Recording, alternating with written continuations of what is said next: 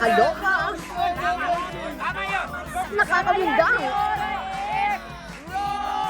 at nakakaaliw na sagot ng ating mga katibats.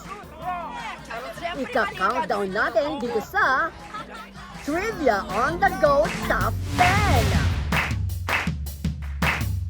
Kumpletuhin ang pamagat ng pelikula ni Sharon Cuneta na nakaka-relate kami ni Tekla. Oo. Bukas, luluhod ang mga blank. 5, 4, 3. Bakla.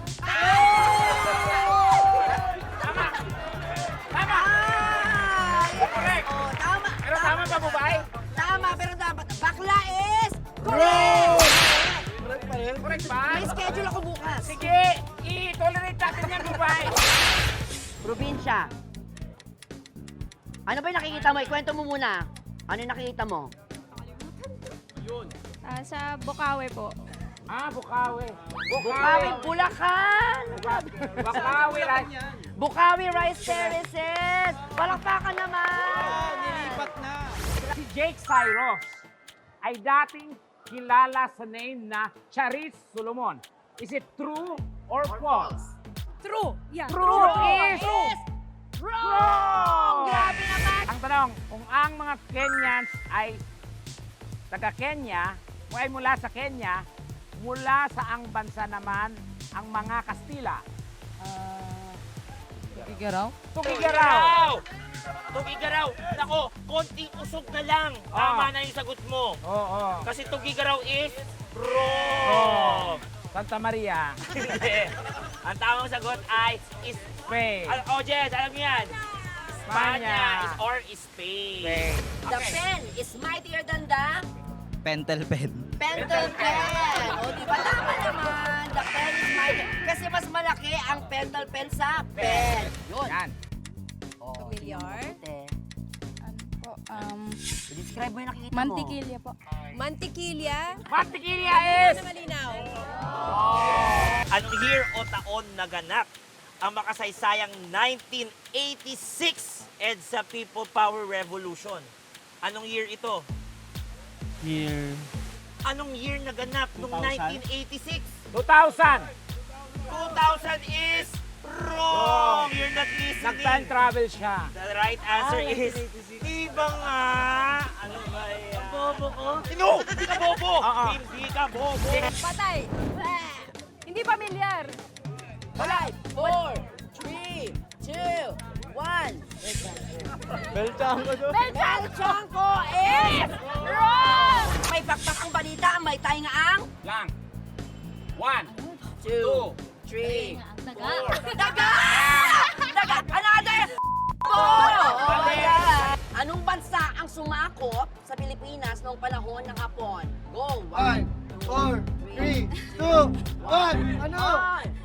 Space. Grabe!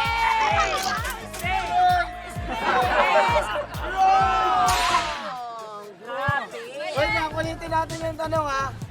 Oh, Same question sa'yo. Go! Anong bansa ang sumakop sa Pilipinas nung panahon ng Hapon? Hapon. America! America is wrong! Ayan! Ako, feeling ko kayo yung dating B1, B2. Yes. Oo, kasi ang tamang sagot ay...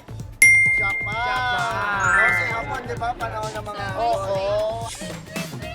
Hindi lang sa trivia nagpapasaya ang ating mga katibat. Pati sa pag-like ng sound, winner din sila. Resibo ba ang hanap mo? Heto ang 5 sa kanila. On the go! Paano umungol ang 54 years old? Go! Go!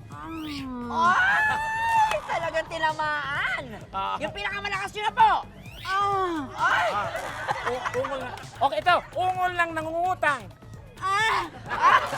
Pusang naglalandi. Yan! Oh, kaya mo yan. You can do it. Go. You can do it. Go. Alalahan mo paano mo siya. Charot lang. Ay, acting lang naman. Oh. Pusang naglalandi. Action! Yan. Ay! Kinikilig si Kuya. Oh, lalaking pusa naman na naglalandi. Naglalambing naman yun eh. Paano umungol ang nagtitinda ng almusal? Oh, di ba paasuhin? Asuhin! Ay, ganun. Okay, lahat na benta nyo. Ay, oh, di ba? Ang liit-liit nyo, laki ng ungol nyo. Unggoy na nanalo sa loto. Unggoy na nanalo sa loto. Hindi ka mahihirapan dyan, ate. Oo. Actually, kahit huwag nang gawin eh. Okay na, panalo ka na. Oh, unggoy na nanalo sa loto. Action! Yan. Ang laki ng pangin ng unggoy. Paano umuuli na sarapan sa pagkain?